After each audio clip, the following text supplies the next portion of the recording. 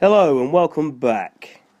We're going to quickly be having a look at the prospects of immigration when it comes to things like the NHS or tax. Now, I'm certainly no accountant and I'm certainly not involved in the Bank of England and can't give you all sorts of wonderful statistics, but I can tell you the standard of living in which I notice other people living, I live myself, and that wonderful people are subjected to in this country. So let's put it this way. If you're English or British, shall we say, you leave school at maybe 16, you leave school early, or you don't go to university. Let's say, for instance, you start working and you're paying tax from the word go. Let's say you get into your 30s or 40s, you've been paying tax for decades. Why is it that people seem to believe that a migrant, illegal or legal, will ever catch up on the tax in which you've paid your entire life? And now the NHS is a wonderful example of this.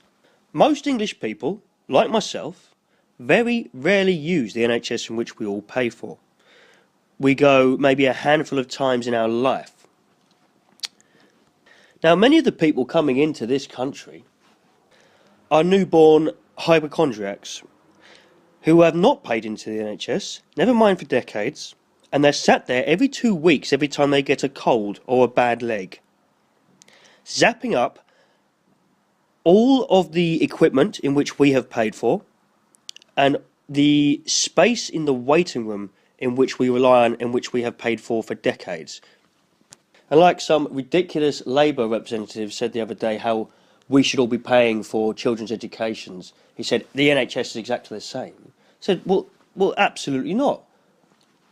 I may never have kids. I may never see a university, but I'll bet your life that I'll need the NHS. We all invest into it because it's something that at one point we all need, as opposed to us all investing into something that other people's children then get to have a degree, live in a 4-storey Georgian Victorian house, while the people that are labouring still have to pay that debt off for them. I've heard arguments of people telling me, I know such and such that work loads of hours and they probably pay more tax than you.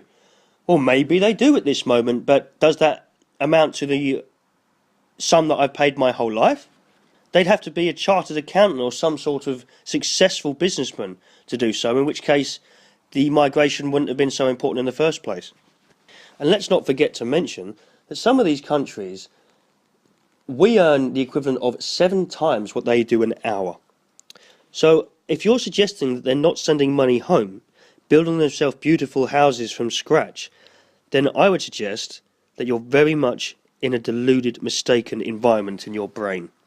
I do not blame them, because we all have our heritage. It is our fault, our government's fault, for allowing it to happen.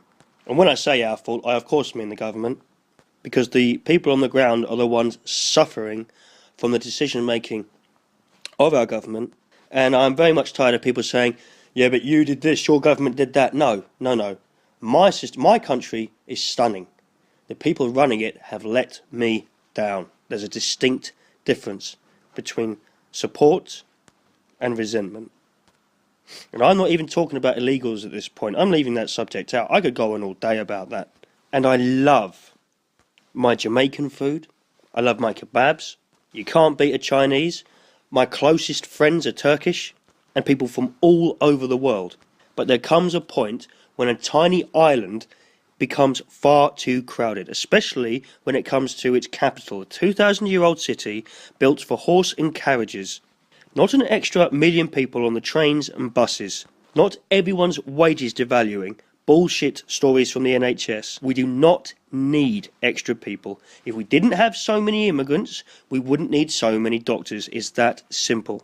And before you start saying who you're going to get to do all these jobs, I suggest you start paying English people properly. And I think you'll find there's plenty of people who are struggling to find work who would do it happily, as opposed to you expecting them to live below the poverty line whilst paying for your children's education, your NHS, and the rest of the world's NHS.